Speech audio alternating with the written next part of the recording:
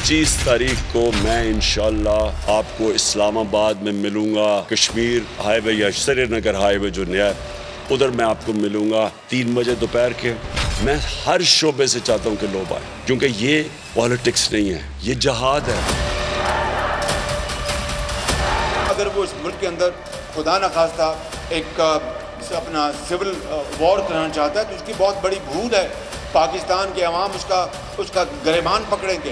यही वो जहर इमरान खान न्याजी इस माशरे में घोल रहा है, यही गाली गलोच, और इसकी कीमत बहुत महंगी देनी पड़ेगी कौम को। इस्लामाबाद आ रहे हैं, इस्लामाबाद आ रहे हैं, इस्लामाबाद आ रहे हैं, इस्लामाबाद में मक्खियाँ मारने के लिए आएंगे। कौन पाकिस्तानी होगा जो मुल्क की तबाही में आज उसके साथ शरीक होगा?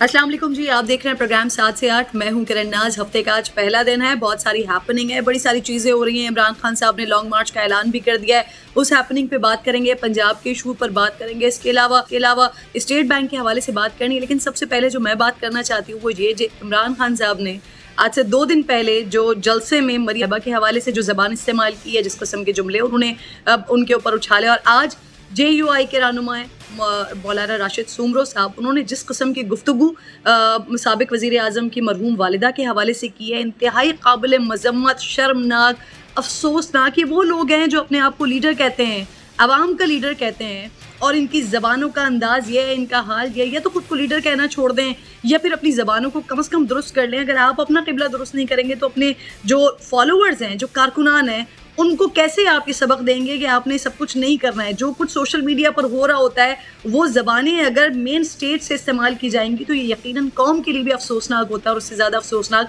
आप लोगों के अपने लिए होना चाहिए। बहरहाल जी, टॉपिक का आगाज़ करते हैं। खान साहब की जानिब से लॉन्ग मार्च का ऐलान कर दिया गया है। असम्बलियाँ तहलील और नए इंतखाबात की तारीख का ऐलान ये नहीं होता तब तक ये पड़ाव जारी रहेगा, जिसका आगाज़ पास होगा 25 तारीख से।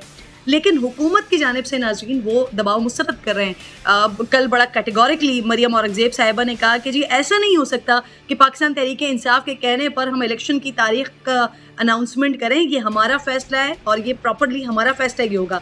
आइनी मुद्दत पूरी करने का फ़ैसला भी हो रहा है यहाँ से, साथ ही पंजाब की जेलों की सफाई भी शुरू करवा दी है। तो फिर क्या सवाल उठता है कि क्या फिर इमरान खान साहब की गिरफ्तारी का फ़ैसला भी हो गया है, या फिर लॉन्ग मार्च को रोकने के लिए हुकूमत के पास क्या क्या ऑप्शंस होंगे, इस पर हम बात करेंगे। फिर मुमकिन गिरफ्तारियों के रद्द अमल से कैसे बचेंगे, और न्यूट्रलिटी पर तनकीद करने वाले खान साहब अब क्यों फौज से न्यूट्रल रहने पर इसरार कर रहे हैं। शाह महमूद कुरैशी साहब को आने वाली फ़ोन कॉल, जब कल प्रेस कॉन्फ्रेंस हो रही थी तो प्रेस कॉन्फ्रेंस के दौरान आगाज़ में एक फ़ोन कॉल आई खान साहब के पास, और हमने देखा कि खान साहब ने मना किया कि इस फ़ोन को ना रिसीव करें। बहरहाल जी फ़ोन कॉल ले ली, और फिर उन्होंने बताया भी कि आप फ़ोन कॉल खान साहब रिसीव करें वरना आपके लिए मुश्किलात हो जाएंगी। खान साहब ने बोला होने दीजिए मुश्किलात। सो वो फ़ोन कॉल्स क्या थी और ये तमाम सिनेरियो क्या बनने जा रहा है। अतर काज़मी मुझे ज्वाइन कर चुके हैं प्रोग्राम में, आपको खुशामदीद कहूँगी। मुस्लिम लीग नून से उस्मा बुखारी साहिबा भी ज्वाइन करेंगी। अतर काज़मी साहब, ये 2-4 दिन से हर तरफ खबरें गर्म हैं या थी कि कायम मकाम हुकूमत जो है वो जल्द इलेक्शन का ऐलान होगा, कायम मकाम हुकूमत होगी, लेकिन अब तो खबरें ये आ रही हैं कि हुकूमत की जानिब से, मौजूदा हुकूमत की जानिब से ये बड़ा क्लियरली फैसला कर लिया गया है कि टेन्योर पूरा करेंगे। क्या माजरा हुआ है ये अचानक? देखिए, टू बी ऑनेस्ट, हुकूमत का किसी मौके के ऊपर कोई इरादा नहीं था कि वो हुकूमत से अलहदा हों। ये जो हुकूमती इत्तेहाद है ये आए इसलिए है कि ये कम से कम 7-8 महीने हुकूमत चलाएं, और इनकी ये ख्वाहिश है कि अगले साल अगस्त तक ये अपना टेन्योर पूरा करें। इसलिए कि अगर उससे पहले ये इंतखाबात में जाते हैं, मुश्किल फैसले भी कर लेते हैं, पेट्रोल की कीमत बढ़ा देते हैं, तो फिर तो सियासी तौर पे इनको बहुत ज़्यादा नुकसान होगा। तो ये जो तासुर कायम किया जा रहा था कि एक तो ये कि जी जैसे ऑब्वियसली हम इक़्तिदार में नहीं आना चाहते, हमें ज़बरदस्ती लाया गया, ऐसी कोई बात नहीं है जी। इन्होंने 3 साल में हर जायज़ नाजायज़ तरीका इस्तेमाल करके इक़्तिदार हासिल की, ख्वाहिश नहीं है इक़्तिदार को छोड़ने की। हुकूमत है, ये अपने बच्चों को इंटर्नशिप करा रहे हैं, उनको सियासत सिखा रहे हैं, तो ये किसी सूरत में इसको ख़त्म नहीं करना चाहते। मेरे ख्याल में जो पहले खबरें थी वो कुछ लोगों की ख्वाहिश तो हो सकती है, हुकूमत का जाने का कोई मूड नहीं है। अच्छा अतर, क्या समझते हैं आप, जो आला शख्सियत हैं या आला शख्सियात हैं उनको भी हुकूमत ने अपने इस डिसीजन से आगाह कर दिया है, समझते हैं आप कि तमाम स्टेक होल्डर्स भी इससे मुत्तफिक होंगे कि ये वाली जो गवर्नमेंट है, मौजूदा हुकूमत, ये अपना टेन्योर पूरा करे, देन उसके बाद ये इलेक्शंस की तरफ जाए? देखिए किरण, ये 12-13 जमातों का इत्तेहाद है, इसमें सारे सीजन्ड पॉलिटिशियंस हैं, वो पॉलिटिशियंस हैं जो ये कहते हैं कि लोग हमसे सियासत सीखें, वो पॉलिटिशियंस जो ये कहते थे कि एस्टेब्लिशमेंट हमसे फार्मूले पूछती है। लेकिन अब हमने देखा है कि जब ये लोग इक़्तिदार में आए हैं, इनके वुज़रा टीवी के ऊपर बैठ के कह रहे हैं हमारी मदद की जाए। ये वाहिद सियासी हुकूमत होगी जिसके वुज़रा टीवी के ऊपर बैठ के कह रहे हैं कि हुकूमत नहीं चल रही, एस्टेब्लिशमेंट हमारी मदद करे। भाई आप क्यों इदारों को सियासत के अंदर घसीटना चाहते हैं? इतना बड़ा सियासी इत्तेहाद है, आप लोग खुद फैसले करें, आप लोग खुद चीजों को आगे लेके चलें। लेकिन लगता है खान साहब भी तो मांग रहे थे ना, खान साहब ने भी तो बताया था ना कि न्यूट्रल तो जानवर होता है, वो भी तो यही चाह रहे थे कि उनकी मदद की जाए, हक व बातिल की जंग के बारे में बता रहे थे, वो भी तो यही कर रहे थे। देखिए कॉन्टेक्स्ट होता है, एक वो जो जिस तरह वो बात करते हैं, वो कहते हैं जी मैं अच्छाई और बुराई में कह रहा हूँ, आप न्यूट्रल नहीं होते। वो उन्होंने किसी मौके के ऊपर ये नहीं कहा कि आके हमारी हुकूमत संभालो या नवाज शरीफ साहब से निपटने के लिए आप हमारी मदद करें। ये तो खुल के कह रहे हैं कि इमरान खान जो बयानियां लेके चल रहे हैं उसको कंट्रोल करने के लिए हमें जरूरत है। जी जी। तो भाई फिर आपने इक़्तिदार और हाँ। जिस तरफ चीजें जा रही है कि आने वाले दिनों में परवेज इलाही साहब ने बड़ा क्लियरली बताया था ना कि जब 4 महीने पहले सर से हाथ हटा तो फिर उसके बाद फिर क्या मामलात हो गए। अच्छा जी, फवाद चौधरी साहब भी मुझे ज्वाइन कर चुके हैं, साथ ही मेरे बहुत बहुत शुक्रिया फवाद साहब। अस्सलाम वालेकुम सर, ये हुकूमत ने मुद्दत पूरी करने और लॉन्ग मार्च से सख्ती से निपटने का फैसला किया है। मरियम साहिबा तो कह रही थी कि ये खूनी मार्च होने नहीं देंगे हम, जो हुकूमत का एक आईनी कानूनी हक होगा उस फैसले पर अमल दरामद करेंगे। तो सर पहले धरने में भी इमरान खान साहब का मुतालबा नहीं माना गया था, इस बार क्या सूरत हाल बन सकती है, क्या लग रहा है आप लोगों को, किस तरफ जा रही है सूरत हाल? नहीं देखिए ना, ये तो ऐसे बेवकूफाना बातें हैं, जो भी करता है इसको तो वही जो सियासी तौर के ऊपर नाबलद लोग होंगे वही ऐसी बातें करेंगे। अदरवाइज तो देखिए ये इतना बड़ा एक अवामी रद्द अमल है इस हुकूमत के खिलाफ, जो एक इम्पोर्टेड हुकूमत है। आपकी आवाज नहीं आ रही है मुझे। जी आपको मेरी आवाज आ रही है? जी आपको आवाज आ रही है? जी फवाद साहब आप बिल्कुल कंटिन्यू कीजिए, आ रही है आपकी आवाज। जी जी बिल्कुल आ रही है। मैं ये बता रहा हूँ आपको कि एक इतना बड़ा अवामी रद्द अमल है, इसके सामने कौन ठहर सकता है? और ये जो कह रहे हैं कि हम होने नहीं देंगे, करने नहीं देंगे, इन बेचारों की क्या इस वक्त? इनसे तो पता नहीं इनके घर के मुलाजिम भी इनकी बात मान रहे हैं कि नहीं मान रहे। सरकारी जो मुलाजिमीन है वो तो इस वक्त बिल्कुल इस हुकूमत के साथ नहीं खड़े। पूरा क्योस है, पंजाब जैसा सूबा बगैर गवर्नर के, बगैर हुकूमत के चल रहा है। सिचुएशन जो है वो बिल्कुल तबाह हो चुकी है। एक वोट के ऊपर ये खड़े हैं, पंजाब की हुकूमत जो है वो ज़ाहिर है वहाँ पे अक्सरियत ही नहीं है। तो इस टोटल कॉन्स्टिट्यूशनल क्योस जिसमें हम इस वक्त चल रहे हैं, और जाहिर है ये इम्पास खत्म होना है और हमने एक हुकूमत, एक मुस्तहकम हुकूमत की तरफ जाना। जी फवाद साहब लेकिन माजी में आप लोगों ने 126 दिन का धरना दिया लेकिन कोई फायदा नहीं हुआ ना सर, कोई मुतालबा आप लोगों का माना नहीं गया था। तो अभी क्या सिचुएशन है सर? अगर इस बार भी यही होता है, मुतालबात नहीं तस्लीम किए जाते हैं, असेंबलियां तहलील नहीं की जाती हैं, अर्ली इलेक्शंस की तरफ नहीं जाते हैं, तो फिर क्या पार्लियामेंट का रुख करेंगे? क्या करेंगे सर? डी चौक से फिर पार्लियामेंट की तरफ जाएंगे? नहीं, उसमें भी मानेगी थी बात। उसमें भी जो बात थी वो जुडिशियल कमीशन बना था, तो प्रोब धांधली जिसने 4 हल्के खोले, और फिर पीटीआई जो है वो 35 सीटों की जमात थी जो बाद में 150 सीटें लेके हुकूमत बना पाई। तो उस धरने का भी बहुत बड़ा एक एडवांटेज हुआ तहरीक इंसाफ को। तो ये कहना कि वो धरना नाकाम था, ये सिर्फ वही कहेगा जिसको पॉलिटिकल हिस्ट्री का इल्म नहीं है। तो वो भी जो डिमांड्स थी, जो उसमें जो बात एक तहरीक बनी थी, वो बहुत बड़ी बनी थी और उसका बहुत बड़ा फायदा जो है वो हुआ था। और इसी तरह से ये जो धरना है इसकी नौयत मुख्तलिफ है। अगर अब इस बार जो हुकूमत का मूड नजर आ रहा है, अगर बात नहीं मानती है आपकी, मुतालबात नहीं माने जाते, तो फिर क्या करेंगे सर? डी चौक और फिर से पार्लियामेंट का रुख किया जा सकता है सर? देखिए ये तो एक लाखों लोगों का समंदर होगा जो पूरे पाकिस्तान में निकलेगा, कराची से लेके और इस्लामाबाद तक, और पेशावर से इमरान खान उस रैली की क़यादत करते हुए आएंगे। तो ये जाहिर है कि एक बहुत ही बड़ा, इतना बड़ा इज्तिमा तो जनूबी एशिया में भी कभी नहीं हुआ होगा। तो आप देखेंगे कि इंशाल्लाह इसका एक बहुत बड़ा सियासी इम्पैक्ट है वो पाकिस्तान पे आएगा और पाकिस्तान की हकीकी आज़ादी की तरफ हम बढ़ेंगे। फवाद साहब, आज प्रेस कॉन्फ्रेंस में आपने कहा कराची से बड़ी उम्मीद है, कराची से अवामी समंदर निकलेगा। सर, इतनी उम्मीद है कराची से, तो खान साहब कराची से लीड क्यों नहीं कर रहे हैं? खान साहब तो पेशावर से निकल रहे हैं। नहीं, तो कराची से तो हमें उम्मीद है ना कि कराची के ऊपर करेंगे। खान साहब तो पेशावर से इस्लामाबाद आ रहे हैं, तो कराची को तो हमने एक अलहदा पूरा जो है वो मंसूबे के तौर के ऊपर जो है वो लिया है, और इसीलिए हमें उम्मीद है कि कराची से बहुत बड़ी आवाम का रैला जो है वो उसको कराची को भी इस्लामाबाद बना देगा। अच्छा, फवाद साहब, कोई इत्तेहादी जमात वैसे आपके साथ है लॉन्ग मार्च का हिस्सा? क्यों नहीं है सर? इसलिए कि हम खुद ही इस वक्त पाकिस्तान में एक वफाकी जमात है जो कि पूरे मुल्क में है, और जाहिर है जिस तरह से हमने आपको कहा कि इमरान खान ने तो अपील तमाम पाकिस्तान से की है। ये अपील सिर्फ तरीके इंसाफ के लोगों से नहीं है, ये अपील हर पाकिस्तानी से है।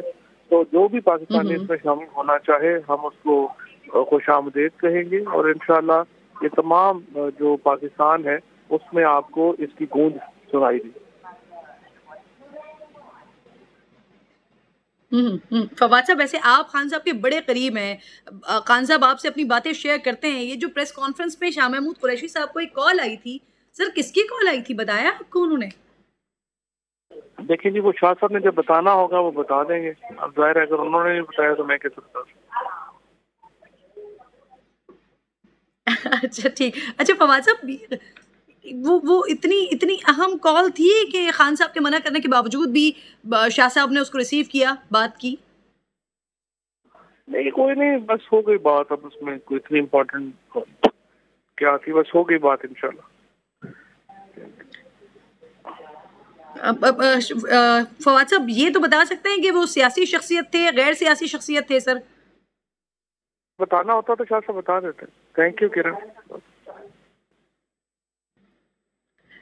थैंक यू फवाद साहब, थैंक यू सो मच, बहुत शुक्रिया, साथ आप मौजूद। अब अतर गुफ्तगू आप सुन रहे थे, आप क्या समझते हैं ये, वैसे आपके पास कुछ इत्तलात, आपको कुछ पता चल सका है ये खान साहब के पास किसकी कॉल्स आ रही हैं जिसके लिए वो कह रहे थे कि जी नंबर्स उन्होंने ब्लॉक कर दिए हैं? अगर नंबर उन्होंने ब्लॉक कर दिए हैं, कॉल्स भी रिसीव नहीं कर रहे, तो फिर सवाल ये बनता है ना कि खान साहब ये हुकूमत और हुकूमत के साथ मुज़ाकरात के लिए गारंटी किससे मांग रहे हैं? अतर देखें, जहाँ तक नंबर्स ब्लॉक करने की बात है, ये तो बिल्कुल कंफर्म बात है कि खान साहब ने नंबर्स ब्लॉक किए और खान साहब से राब्ते भी हो रहे हैं। और जिस दिन वो मुल्तान गए थे उस दिन भी अच्छा। खान साहब से राब्ता हुआ। खान साहब जब तकरीर करने से पहले खान साहब से राब्ता हुआ, उस वक्त भी खान साहब को इस तरह का मैसेज भेजा गया कि जी आपको इस वक्त डेट का ऐलान ना करें, चीज़ें उस इलेक्शंस की तरफ जा रही हैं। और उस वक्त खान साहब को ये इतला भी मिली कि वहाँ से फिर इनके खिलाफ कोई एक्शन वगैरह भी हो सकता है बनी गाला में। और यही वजह है कि फिर खान साहब ने फौरन अपना प्लान भी चेंज किया, वहाँ पे मुल्तान का से पेशावर का अनाउंस किया और वो पेशावर चले गए। तो कुछ लोग हैं जो खान साहब को पैगामात भेज रहे हैं। अब ये ऑब्वियसली इस हुकूमत से उनका ताल्लुक होगा, सियासी हलकों से उनका ताल्लुक होगा, कौन लोग हैं वो। लेकिन ये सीनियर लीडर, इंतहाई सीनियर लीडर जो उस वक्त खान साहब के साथ बैठे थे, उन्होंने मुझसे कंफर्म किया कि जी खान साहब से राब्ते हुए हैं। तो इसमें तो कोई शक नहीं है। दूसरी ये बात है कि sorry to interrupt you, interior minister Rana Sanaullah साहब मुझे ज्वाइन कर चुके हैं प्रोग्राम में। राना साहब कहूंगी आपको अस्सलाम वालेकुम। सर सबसे पहले तो मुझे ये बता दीजिए, अब सर हुकूमत मुद्दत पूरी करेगी अपनी, ये जो टेन्योर है आप लोगों के पास, इसका फैसला हो गया और नवाज शरीफ साहब ने भी इस बात की तौसीक कर दी है? सर हेलो जी राना साहब, अस्सलाम वालेकुम। जी जरा आपकी आवाज क्लियर नहीं थी, जरा क्वेश्चन अपना दोहरा। राना साहब अब मुझे मैं बिल्कुल दोहरा देती हूँ। राना साहब, मैं आपसे पूछ ही रही हूँ कि आप लोगों ने फाइनल फैसला कर लिया है, ये टेन्योर जो आप लोगों को मिला है ये मुकम्मल करेंगे? और नवाज शरीफ साहब ने इस बात को एक्सेप्ट कर लिया है, वो मान गए हैं कि जी मदद पूरी करें, अर्ली इलेक्शंस की तरफ ना जाएं? जी देखिए, ये फैसला जो है ये जो इत्तेहादी हुकूमत की के सरबराह जो है पार्टी से, उस फोरम का ये प्रोगेटिव है और उनका ये फैसला है। और जिस तरह से फैसला ये आप तक पहुंचा है, बाकी सब तक पहुंचा है कि उन्होंने कल की जो कंसल्टेशन हुई है जिसमें मियां नवाज शरीफ साहब भी उसका हिस्सा थे, तो वहाँ पे ये फैसला हुआ है कि हुकूमत जो है अपनी आईनी मुद्दत पूरी करेगी। राना साहब, मरियम नवाज साहिबा तो इमरान खान साहब का जो फैलाया हुआ पाकिस्तान तहरीक इंसाफ का फैलाया हुआ जो गन था उसको, उस टोकरे को उठाने के लिए तैयार नहीं थी, बड़ा क्लियर उन्होंने कहा था, कैसे मान गई है वो? देखिए, वो गन तो हम बिल्कुल उठाने को तैयार नहीं है, लेकिन अब इशू ये है कि ये रियासत है, मुल्क है, सबका मुल्क है, तो इसको छोड़ के किधर भाग जाएं? अगर छोड़ते हैं और इन हालात को जो है वो दुरुस्त करने का जो है वो चारा नहीं करते, तो वो कौन सी सियासी जमात का मासरा इस डोले के जो इस वक्त इत्तेहादी हुकूमत में मौजूद नहीं है। बलूचिस्तान की तमाम सियासी कुव्वतें हैं, KPK की है, पंजाब की है, सिंध की है, दोनों हैं, MQM भी वही है, पीपल्स पार्टी भी वही है। तो अगर ये इत्तेहादी हुकूमत भी जो है वो मुल्क को जो है वो आगे लेके नहीं चलती तो फिर कौन चलेगा? तो रियासत तो आखिर सबकी है, इसको छोड़ के तो नहीं भाग सकता। जी सर, जो खबर है उस खबर के मुताबिक कुछ ऐसी इत्तलात भी थी कि आपने आप लोगों का जो फैसला गवर्नमेंट का हुआ, इस फैसले के हवाले से आला शख्सियत को भी आगाह कर दिया है सर, ऐसे ही है? और वो इस फैसले पर मुत्तफिक हैं सर? मतलब इस बारे में जो है वो मैं कयास कर सकता हूँ कि यकीनन ऐसा किया होगा, लेकिन ये कोई मेरी इंफॉर्मेशन नहीं है।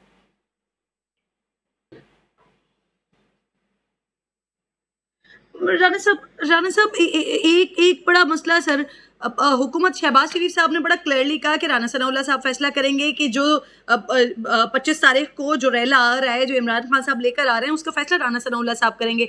आपने कहा कि तमाम इत्तेहादी हैं वो फैसला करेंगे, तो सर फाइनल फैसला निकला क्या, हुआ क्या कि क्या ताकत के जरिए रोकेंगे, रुकावटें लगाएंगे, गिरफ्तारियां होंगी, करेंगे क्या सर? वो फाइनल फैसला हो चुका है, उसको इम्प्लीमेंट करने की जिम्मेदारी जो है वो मेरे ऊपर है, और वो इंशाल्लाह ताला आपको इम्प्लीमेंट होता हुआ जो है वो नजर आएगा। सर फैसला sir obviously sir interior minister आप हैं, आपके ऊपर रिस्पॉन्सिबिलिटी है, इसलिए आपसे पूछ रही हूँ फैसला है क्या जो हो गया है? इम्प्लीमेंट भी ऑब्वियसली देखेंगे फिर हम। वो फैसला जो है ना वो इम्प्लीमेंट करेंगे ना, बताने की क्या जरूरत है? अच्छा सर इस्लामाबाद तक कोई नहीं पहुंच सकेगा, ये समझ लूं मैं? आप अपनी मर्जी से जो मर्जी समझे, बाकी ये है कि फैसला जो है वो इंशाल्लाह ताला वो इम्प्लीमेंट करेंगे। राना साहब मैंने समझने के लिए तो आप मेरे साथ मौजूद हैं ताकि मैं आपसे बात करते हुए समझूं। बस आप समझ जाए कि फैसला हो चुका है और उसको इम्प्लीमेंट किया जाएगा इंशाल्लाह। सर इस्लामाबाद पहुंचने से पहले ही रोक लेंगे, जलसे की इजाजत दे दी जाएगी? देखिए, फैसलों को बेहतर अंदाज में इम्प्लीमेंट करने के लिए उनका वक्त से पहले जो है वो अफसा होना जो है वो मुनासिब नहीं होता। उन्हें वक्त पे जो है वो उनको जो है वो इम्प्लीमेंट होता नजर आना चाहिए। ठीक है कि आप उनको जो है वो पहले ही लोगों को बता दें कि फिर आप इम्प्लीमेंट किसके ऊपर करेंगे। राना साहब देखें, एक बात तो सर ये वाज़ेह हो गई ना कि अगर आप उनको चाय पिलाने का इरादा होता, खाना खिलाने का इरादा होता, तो आप बड़ा खुशी खुशी बता रहे होते। तो ये तो बड़ा क्लियरली आपकी बातों से अंदाजा हो रहा है कि चाय पिलाने और खाना खिलाने का इरादा नहीं है, यानी इस्लामाबाद उनको पहुंचने तो नहीं देंगे। कुछ इसी तरह की प्लानिंग वगैरह आप लोगों ने की हुई है। बहुत बहुत शुक्रिया, राना सनाउल्लाह साहब साथ मौजूद थे। अतर आपको कुछ समझ आ रहा है क्या हुकूमत की जानिब से प्लानिंग की जा रही है? जेलें भी साफ हो रही हैं, दूसरी तरफ कुछ गिरफ्तारी वगैरह के हवाले से भी इत्तलात हैं। राना साहब क्लियरली बता नहीं रहे हैं कि वो करने क्या वाले हैं। ये बड़ी कंफ्यूजन है। आपने देखा कि शीरी मज़ारी साहिबा की जब अरेस्ट हुई उस वक्त भी हुकूमत कह रही थी हमें तो पता नहीं है, चाहे पेट्रोल की कीमत बढ़ानी हो, कोई मौशी फैसला हो या इस किस्म का फैसला हो, कंफ्यूज है। की तरफ से बहुत ज्यादा जरूरी है। जो कौम होती है, जो लोग होते हैं, वो हुकूमत की तरफ देख रहे होते हैं कि हुकूमत की क्या मंशा है, हुकूमत की क्या पॉलिसी है। उस पॉलिसी से आप इख्तलाफ कर सकते हैं, लेकिन जब हुकूमत इस तरह की बातें करना शुरू कर दे कि जनाब मैं पर्दे में बैठ गई हूँ, मैं बताऊंगी नहीं, हम ये कर लेंगे, दुनिया देख लेगी, भाई हुकूमत ऐसे नहीं चलती। हुकूमत एक मैंडेट पे चलती है, एक लेजिटिमेसी पे चलती है। किरण, आपने कहा नवाज शरीफ साहब की हुकूमत 26 दिन का धरना हुआ था, क्या न लगे नवाज शरीफ की हुकूमत वो थी, ये हुकूमत रात की तारीकी में बनी, बंद कमरों के अंदर बनी है। इनके पास वो लेजिटिमेसी नहीं है। ये एक दूसरे के साथ आंख मिला के नहीं देख सकते। ये टीवी पे आके ये नहीं बता सकते कि हमारी पॉलिसी क्या है। ये टीवी पे आके ये नहीं कह सकते कि हमने फैसला क्या करना है। अच्छा। तो इन्होंने किस तरीके से गवर्नेंस चलानी है, और वही वजह है कि हमें लगता है कि सियासी बहरान है। और जिस तरह मैं पहले कह रहा था कि ये जो सारी सूरत हाल है किरण, इसमें मुझे ये लगता है कि जो हमारी दोनों तरफ देखिए, दोनों तरफ आगे कुआं और पीछे खाई वाली सिचुएशन है ना। अब आप मुझे ये बताइए, मैंने आपसे आगाज में भी ये बात कही थी, मैं लास्ट में आपसे दोबारा ये पूछना चाह रही हूँ, वो जो हाथ की एक बात होती थी, शेख रशीद साहब बड़ा क्लियर कहते थे कि जी आखिरी दम तक, हुकूमत के आखिरी वक्त तक हमारे सर पे हाथ होगा, लेकिन वो हाथ सरक गया सर। तो अभी ये जो इतना बड़ा धरना कहने जा रहे हैं, 20 लाख लोगों का मजमा जमा करने जा रहे हैं, तो सर कि बगैर उस हाथ के इतना कामयाब जलसा धरना कर पाएंगे और अपने मुतालबात को मनवा पाएंगे, जिनको पहले न्यूट्रल के बारे में और हक व बातिल की जंग के बारे में बता रहे थे, फिर आज कह रहे हैं कि जो न्यूट्रल है वो न्यूट्रल ही रहे, पहले वो न्यूट्रल जानवर का बताते रहे, तो सर अब उनके बगैर कुछ हो पाएगा, कामयाब हो पाएंगे बाजी की तरह? जी, छोटी सी चीज मैं इसमें यह भी ऐड करना चाहता हूं कि मुझे ये लग रहा है कि आने वाले दिनों में हमारी जो मौजिज अदलिया है उसके किरदार में मजीद बहुत इजाफा होगा। सियासतदान बहरान हल नहीं कर पाएंगे, चीजें अदालतों की तरफ जाएंगी। दूसरी चीज जो आपने क्वेश्चन किया, ये बड़ा इंपॉर्टेंट क्वेश्चन है। मसला ये है कि पहले किरण कहा जाता था कि बगैर एटीएम्स, बगैर एस्टेब्लिशमेंट के ये तो एक जलसा नहीं कर सकता। आपने देखा, मैंने देखा, पूरे पाकिस्तान में देखा कि खान साहब ने कामयाब जलसे किए, और जिस किस्म का उसमें क्राउड था, आम आवाम थी, लोग थे, फैमिलीज थी, तो मेरा नहीं ख्याल कि इस वक्त खान साहब को किसी दस्ते शफकत की जरूरत है। वो उस दस्ते शफकत के बगैर भी बेहतर कर लेंगे, बेहतरीन ऑपोजिशन करेंगे। मुझे ये भी यकीन है कि इस वक्त खान साहब ये भी सोच रहे होंगे, जो बहुत सारी बातें मेरे मुखालफिन करते थे, नवाज शरीफ साहब करते थे, अब कुछ चीजें खान साहब को भी समझ आ रही होंगी। तो अब मुस्तकबिल में वो अपनी पॉलिसी क्या बनाते हैं, इसलिए कि इनसे तो हमें बड़ी मायूसी हुई है। मुस्लिम लीग नून वालों ने बनाया कि वोट को इज्जत दो का बयान। सर जलसे तो वैसे सभी के बड़े बड़े हो रहे हैं ना। अब आप देखें, इमरान खान साहब बड़े बड़े जलसे कर रहे हैं, तो दूसरी तरफ मरियम नवाज साहिबा भी बड़े बड़े जलसे कर रहे हैं। तो इलेक्शन का फैसला जलसों के थ्रू तो नहीं हो सकता, वरना फिर पिछली दफा अगर 126 दिन का धरना देखें तो फिर तो सिंगल मेजोरिटी के साथ खान साहब को कामयाब होना चाहिए था। बहरहाल जी, लेट्स सी के आगे होता क्या है। बहुत बहुत शुक्रिया। और सबसे बड़े मौलाना फजलुर रहमान साहब, उनके जलसे तारीख में बहुत बड़े बड़े जलसे वो लेकर निकलते हैं। बहुत बहुत शुक्रिया आपका अथर प्रोग्राम में साथ मौजूद थे। एक छोटा सा ब्रेक लेना है मुझे, ब्रेक के बाद वापस आते हैं, पंजाब की कंडीशन पर बात करते हैं। साथ रहिए।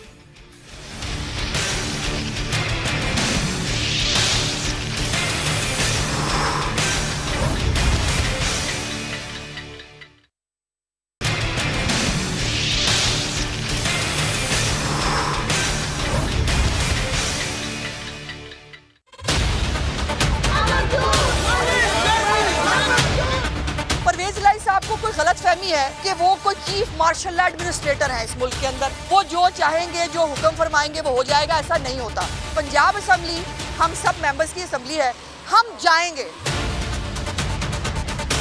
तारीख में कभी नहीं हुआ इस तरह की बदमाशी और इस तरह के हथकंडे इख्तियार किए जाएं कि आप एक पार्टी को गेट के ऊपर रोक दें और अपनी पार्टी लेके अंदर चले जाएं। पूरी पार्लिमानी पार्टी हमारी बाहर थी। वो बाप बेटा फारग हैं, अब हर काम से फारग हैं, उनकी कोई हैसियत नहीं रही, कोई रेट नहीं रही। इनके लोटे जो हैं वो कैफरे किरदार तक पहुंच चुके हैं और उनकी जगह पे 5 नया का नोटिफिकेशन भी हो रहा है। एक बार फिर जी खुशामदीद कहती हूँ नाज़रीन आपको। पंजाब में मुस्लिम लीग नून को एक और सरप्राइज़ मिल गया है। न सिर्फ मुस्लिम लीग नून बल्कि उनके इत्तेहादियों को हो ये रहा है कि जो स्पीकर पंजाब असेंबली परवेज़ इलाही, इनके खिलाफ तहरीक अदम एतमाद बगैर किसी कार्रवाई के खारिज हो गई। और गुज़िश्ता रोज़ जो पैनल ऑफ चेयर के रुकन है वसीम खान साहब, उनकी सरबराही में इजलास शुरू हुआ, तो परवेज़ इलाही के खिलाफ तहरीक अदम एतमाद पेश करने वाले रुकन जो हैं समीउल्लाह खान, वो मौजूद ही नहीं थे। फिर उसके बाद जिसको बुनियाद बनाकर तहरीक अदम एतमाद खारिज की गई, क्योंकि हुकूमती जमात की जानिब से फौरी तौर पर स्पीकर के खिलाफ दोबारा तहरीक अदम एतमाद जमा करवाई गई। लेकिन इस सारे मामले ने नून लीग पर ऑब्वियसली बड़ा सवाल उठा दिया कि अगर हमजा शहबाज साहब को एतमाद का वोट लेना पड़ गया और सिचुएशन फिर ये हुई तो फिर क्या होगा। उज़मा बुखारी साहिबा मुझे ज्वाइन कर चुके हैं प्रोग्राम में। उज़मा अस्सलाम वालेकुम, खुशामदीद आपको कहूँगी। कल तो सबसे पहले मुझे बता दीजिए कि असेंबली में हुआ क्या है। मुस्लिम लीग नून जिस तहरीक के लिए महीनों से तैयारी कर रही थी, वो सरप्राइज नहीं था उसमें? तो बिल्कुल किसी मामले के बारे में इल्म नहीं है, अगर आप मुझसे पूछें तो। मुझे लगता है कि कल मिसमैनेज हुआ है, और कल जो है वो इतलात ये थी कि जो हमें पार्लियामेंट पता चला कि गुजरात से और मंडी भाउदीन से जो लास्ट टाइम जैसे परवेज लाई साहब ने किया था कि वो अपने गुंडे लेके आए हुए थे और इस किस्म की कोई सूरत हाल वहाँ दरपेश है, और पार्लियामानी पार्टी में यही तय हुआ कि एक वफद जाएगा पहले और वो जाकर हालात और वाक़यात देखेगा, और उन्होंने जाकर दरवाजे खुलवाए और जो है बाय दैट टाइम उन्होंने इजलास शुरू करके जो है वो हमारे पहुंचने से पहले इजलास ख़त्म कर दिया। सो हिकमत अमली कमज़ोर थी हमारी, हम कल मैं समझती हूँ कि मामलात को ठीक तरह से कंट्रोल नहीं कर सके। उज़्मा, आप तो कल गुस्सा करती हुई दिखाई दे रही थी, अरकान की मौजूदगी के हवाले से भी सवालात उठाए। इनफैक्ट अब तहरीक के जो महर्रिक हैं और आपके खावंद वो भी गायब थे, वो कहाँ थे? तहरीक के महर्रिक मेरे खावंद अकेले नहीं थे बीबी, उसमें 6 लोग थे, और 6 के 6 लोग जो है वो पार्टी के साथ पार्लियामानी पार्टी में मौजूद थे। और जब मैंने जैसे गुजारिश की कि जैसे हमें कहा गया कि हाउस में चले, मेरे शौहर और बाकी तमाम मुहर्रिकीन जो है वो भी उस वक्त हाउस में पहुंचे, और जाहिर है हाउस में जैसे मैंने कहा कि जाने से पहले ये मामला हो गए थे। तो ये इस तरह हुआ है, लेकिन इस तरह से पिन पॉइंट करके एक मतलब मीडिया में ये बात बनाई जाना, ये इसको फैलाया जाना, इसके ऊपर मैं क्या कह सकती हूँ। उज़्मा, ये क्लियर कर देंगी प्लीज, आप पर और आपकी पार्टी, आपके खावंद पर जो तनकीद की जा रही है, तो उसमें पार्टी का भी कोई किरदार है? ये मेरे ख्याल है मेरी पार्टी की बात है, मैं पार्टी में करूंगी। अच्छा, अब पंजाब असेंबली में नून लीग के जो नाराज अरकान हैं उनका क्या मामला है? एक रुकन ने तो इस्तीफा दे दिया है, बाकी भी दे रहे हैं, तो पीटीआई तो मुनहरिफ अरकान के खिलाफ इलेक्शन कमीशन चली गई, नून लीग क्यों नहीं गई अब तक? उज़्मा, देखिए, वो उनको हम बहुत अरसे से हम पार्टी से निकाल चुके हैं, और लेकिन जाहिर है वो हमारी पार्टी के निशान पे अभी भी दीदा दलेरी से जो है वो बैठे हैं। इमरान खान साहब को दूसरों के लोटों का बहुत ख्याल आता है, तो जो लोटे हमारे उन्होंने अपनी जेब में डाले हुए हैं उन लोटों पर वो बहुत खुशी महसूस करते हैं। और उन्होंने इंटरव्यू में भी कहा कि 30 लोटे उन्होंने और बनाने थे, वो उनसे नहीं बनाने दिए गए, तो उनको बहुत दुख था इस बात का। तो वो बेहतर है कि वो जो है वो उनके खिलाफ सिर्फ कानूनी, जाहिर है वो रेफरेंस इलेक्शन कमीशन में अभी तक इसलिए नहीं जा सका कि वो उन्होंने उनको वोट डालने की नौबत नहीं आई। लेकिन मैं समझती हूँ कि पार्टी में जो एब्सटेन किया था उन्होंने, जब हमजा शहबाज साहब को वोट नहीं दिया, हमें उनके खिलाफ रेफरेंस जो है वो अब इस रोशनी में जब इलेक्शन कमीशन का फैसला आ गया है, इन लोगों के खिलाफ रेफरेंस इलेक्शन कमीशन में जमा कराना चाहिए। और जो है वो अगर उनको बहुत शौक है पीटीआई का साथ देने का, तो जाके पीटीआई के इलेक्शन से जो सिंबल से इलेक्शन हमजा शहबाज साहब अभी तक कैबिनेट नहीं बना सके, इसकी ताखीर की वजह क्या है? कब तक फैसले होंगे इस हवाले से? ये सारे पाकिस्तान को पता है, आपको नहीं मालूम कि गवर्नर साहब जो हैं वो बुज़िद है, जो गवर्नर साहब निकाले जा चुके हैं वो बुज़िद है, मैं गवर्नर हूँ, और सदर साहब जो हैं वो नए गवर्नर का वोट नहीं ले रहे हैं। लेकिन वो भी उनका बहाना जो है वो 1 जून को ख़त्म हो जाएगा, और इंशाल्लाह बहुत जल्द जो है वो कैबिनेट फॉर्म कर दी जाएगी। ठीक है उज़्मा साहिबा, बिल्कुल साहिबा, आप कह रही हैं कि ये जो बाकी जो बातें हैं, यानी कि पार्टी की इन्वॉल्वमेंट उसमें है या नहीं है, कि जहाँ पर आप पर और आपके हस्बैंड पर बड़ी तनकीद हो रही है कि आप लोग पंजाब असेंबली में मौजूद, आपके हस्बैंड उस वक्त मौजूद क्यों नहीं थे, या जिस वक्त ये मूव की गई मोमेंट जो तहरीक मूव की गई तो उस वक्त आप वो महर्रिक कहाँ थे? आप उस पर कह रही हैं कि वो पार्टी का जो मौक़िफ़ है वो आप पार्टी को ही देंगी, तो समझ आती हैं बातें। बहुत बहुत शुक्रिया उज़्मा बुखारी साहिबा, साथ मौजूद थी आप प्रोग्राम में। मुझे एक छोटा सा ब्रेक लेना है, ब्रेक के बाद वापस आते हैं, स्टेट बैंक के हवाले से बात करते हैं।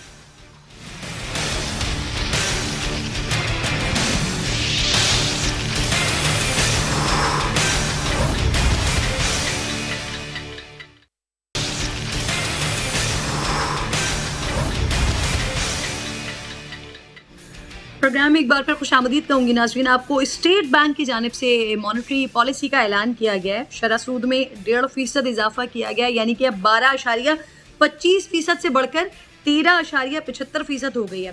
स्टेट बैंक कह रहा है कि इस पॉलिसी से महंगाई में जो इजाफा हो रहा है या बेकाबू हो रही है वो काबू होगी, और इसके साथ साथ बैरूनी इस्तेहकाम को जो ख़तरात हैं उससे निपटा जा सकेगा।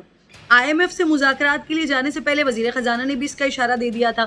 इस पर मैंने बात करनी प्रोग्राम में। इसके साथ साथ एक और बड़ी इंपॉर्टेंट खबर है नाज़रीन के लिए कि सरकारी हज इस साल जो उसकी कीमत मुकर्रर की गई है वो है जनाबे वाला 8,50,000 रुपये। वजारत मजहबी उमूर ने हज अखराजात की जो समरी है वो कैबिनेट को भिजवाई है मंजूरी के लिए। अब 2020 में इसी सरकारी हज की जो कीमत थी नाजरीन वो थी 4,90,000 रुपये, यानी मौजूदा हुकूमत ने सरकारी हज की कीमत में 70% इजाफा किया है। लेट्स सी इस पर भी बात करते हैं, लेकिन सबसे पहले सुहेल साहब मुझे ज्वाइन कर चुके हैं, हैं। बहुत शुक्रिया सुहेल साहब आपका। सर सबसे पहले तो मुझे बता दीजिए, अस्सलाम वालेकुम, ये जो स्टेट बैंक की जानिब से मॉनेटरी पॉलिसी का ऐलान किया गया है, स्टेट बैंक कह रहा है कि इससे महंगाई को काबू करने में मदद मिलेगी, लेकिन जितने भी एनालिसिस हो रहे हैं, जो भी माहिर माशियात हैं, वो तमाम लोग ये कह रहे हैं कि इससे महंगाई और ज़्यादा बेकाबू होगी, उसमें इजाफा होगा, कारोबार का तवाज़ुन ख़राब होगा। आप कैसे देख रहे हैं, आप क्या समझते हैं, बेहतरी होगी या मज़ीद बिगाड़ की तरफ जाएगी महंगाई? सुहेल साहब देखिए, शॉर्ट टर्म में महंगाई बढ़ेगी अगर हुकूमत जो है तेल की कीमतें पास ऑन करती है, मगर मीडियम टर्म में 4-6 माह के बाद हाई इंटरेस्ट रेट की वजह से जो डिमांड है वो कम हो जाती है, इंपोर्ट्स में कमी आ जाती है। तो हमने देखा है और ये ट्राइड एंड टेस्टेड है कि फिर आगे जाके इन्फ्लेशन कम हो जाता है। और पाकिस्तान की जो हम पिछले 20-25 साल की हिस्ट्री में देखें तो इस तरह के 4-5 मौके आए, और हम बिल्कुल ही करीब के हिस्ट्री में देखें तो 2019 में भी यही हुआ था कि स्टेट बैंक ने कोई 13% के करीब इंटरेस्ट रेट किया था, और फिर 6 माह के बाद इन्फ्लेशन में कमी आ गई थी। तो मेरा ख्याल में ये शॉर्ट टर्म में महंगाई ज़रूर बढ़ेगी, क्योंकि हुकूमत ने अगर IMF का लोन लेना है तो उसको तेल की कीमतें पास ऑन करनी पड़ेंगी, मगर 4 से 6 माह के बाद हमें इसमें बेहतरी नजर आएगी, ना सिर्फ इन्फ्लेशन में बल्कि जिस तरह सेंट्रल बैंक ने कहा है। एग्जैक्टली सर, मैं यही सुहेल साहब मैं यही पूछना चाह रही हूँ आपसे। हुकूमत यही इशारा दे रही है, वजीर खजाना यही वादा करके और IMF के पास मुज़ाकरात में जा रहे हैं कि पेट्रोल की कीमतें नहीं बढ़ाएंगे, लेकिन सर अब उनकी डिमांड्स को बगैर मीट किए अब क्या IMF से मुज़ाकरात कामयाब हो पाएंगे, समझते हैं आप सुहेल साहब? देखिए, मुझे लगता है कि सब्सिडी हटाए बगैर मुश्किल है। अगर हुकूमत के पास कोई ऐसा प्लान है कि वो सब्सिडी को कहीं और से पूरा कर दे तो मुझे नहीं मालूम, मगर ये भी हो सकता है कि IMF के साथ ये भी तय पा जाए कि ये जो सब्सिडी है ये over a period of 3 months या 5 मंथ हटाई जाएगी। तो मुझे लगता है सब्सिडी तो हटानी ही पड़ेगी, बट उसकी जो टाइमिंग है उस पर फ्लेक्सिबिलिटी शायद IMF दिखा दें।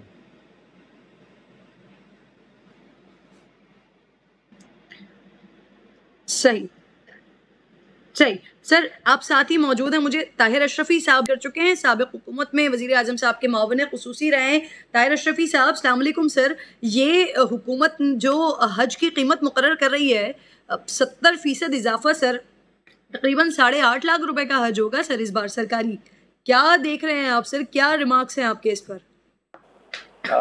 बिस्मिल्लाहिर्रहमानिर्रहीम नहमदुहु व नुसल्ली व नुसल्लिमु अला रसूलिहिल करीम। देखिए, गुजारिश ये है कि कोरोना की वजह से जो हालात जो हैं पैदा हुए हैं, और आपको इल्म है कि 2 साल तो चूँकि हुई नहीं, जो है आज हुआ ही नहीं, तो अभी मैं सऊदीया से वापस आया हूँ। वहाँ जो सूरत हाल है तो उसमें जो पॉसिबल है, जो मुमकिनात है, हमारी वजारत हज ने इस हवाले से गुज़श्ता 2-3 माह के दौरान जितनी कोशिशें की हैं, और जिस तरह मैं समझता हूँ कि उसमें बेस्ट जो पॉसिबल था वो उन्होंने किया है। लेकिन एक तरफ आप देखें डॉलर का रेट बहुत बढ़ गया है, रियाल का रेट बढ़ गया है, दूसरी तरफ चूँकि कोरोना के हालात की वजह से वहाँ जो इमारतें बाकी निज़ाम जो है उसमें रेट बढ़ गए हैं। तो अभी तो सऊदी हुकूमत की तरफ से कोई जो पैकेज है जिसे आप कह सकते हैं वो कोई सामने नहीं आया। जिस वक्त वो सामने आएगा तो उसमें हम फिर मवाजना कर सकेंगे कि पाकिस्तान और दूसरे ममालिक के दरमियान कितना ज़्यादा फ़र्क है। लेकिन बहरहाल हज जो है वो इस वक्त ये जो कीमत मुकर्रर की गई है, या ये जो मेरा ख्याल है ये अभी एक आइडिया सामने आया है, मैं नहीं समझता इसको हतमी बात अभी कही जा सके। इसमें कुछ इजाफा या कमी जो भी होगी वो जब सऊदी अरब की वजारत हज की तरफ से हतमी आप कह रहे हैं डॉलर। ताहिर अशरफी साहब, आप इन जज्बात को आवाम की बहुत अच्छे तरीके से समझते हैं। लोग सारी जिंदगी भर की कमाई लगाते हैं हज करने के लिए, डॉलर की वजह से आप कह रहे हैं हज का रेट बढ़ गया। बहरहाल ये पाकिस्तान की तारीख का सबसे महंगा तरीन हज होगा। बहुत शुक्रिया अशरफी साहब, प्रोग्राम में आप साथ मौजूद थे। सुहेल साहब, डॉलर की कीमत बढ़ रही है, इस वजह से हज की जो कीमत है उसमें भी 70% इजाफा हो रहा है। तो सर डॉलर की कीमत भी काबू पाना, इसको भी मेंटेन करना हुकूमत की रिस्पॉन्सिबिलिटी है सर। कैसे हो सकता है, पॉसिबल दिखाई दे रहा है अभी डॉलर की कीमत को रोकना? लेकिन जिस तरह मैंने पहले किया था कि डॉलर की कीमत को रोकने के लिए IMF का प्रोग्राम बहुत ज़रूरी है, क्योंकि पिछले कोई 3 माह में जो रिजर्व्स हैं हमारे वो आधे हो गए हैं, 18-20 बिलियन डॉलर से 10 बिलियन डॉलर हो गए हैं। तो हर सूरत में पाकिस्तान को IMF की ज़रूरत है।